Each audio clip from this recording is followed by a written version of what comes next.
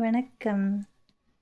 இன்று குரலுக்கு முன்னால் நான் என்ன சொல்லேன், ஒவ்வொரு பூக்களுமே சொல்கிறதே வாழ்வென்றால் போராடும் போர்க்களமே. இந்த பாட்டு எனக்கு ரொம்பவே பிடிக்கும். ஏன்னா எல்லா விதமான உண்மைகளையும் அந்த கருத்துக்களையும் அது உள்ளடக்கி இருக்கும். உளி படாவிட்டால் சிலை கிடைக்காது, உளியின் வலியை தாங்காவிட்டால் சிலையாக முடியாது, சிலையாக ஆகும் பொழுது புகழ் கிடைக்கிறது இல்லையா? இதுதான் வாழ்வின் நிதர்சனம். தோல்வி இல்லாமல் எந்த வரலாறும் இல்லை என்று இந்த பாடல் நமக்கு சொல்லும்.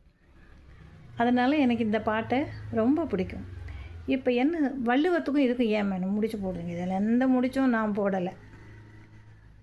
புகழ் அப்படின்னு சொல்கிறது கிடைக்கணும்னு சொன்னால் நாம் சில செயல்களை சமுதாயத்திற்கு செய்ய வேண்டும். நமக்கு நாமே செய்து கொள்ளுவது அல்ல, உலகத்தாருக்கு செய்ய வேண்டும்.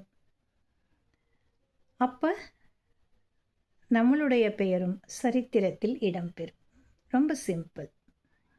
இப்போது வசை என்ப வையத்தார்க்கெல்லாம், வசை என்ப வையத்தார்க்கெல்லாம், இசை என்னும் எச்சம் பெறாவிடின், இசை என்னும் எச்சம் பெறாவிடின்.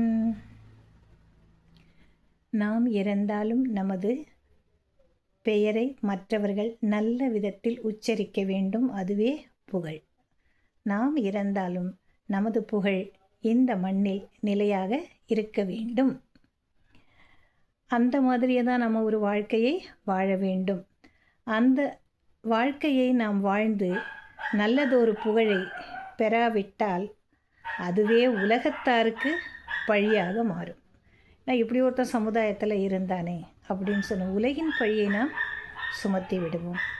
ஆக வாழும் பொழுது மனிதா, நீ நல்ல பண்புகளை கொண்டு மற்றவர்களுக்கு இறங்கி கருணை உள்ளத்தோடு உதவிகளை செய்து வாழ்.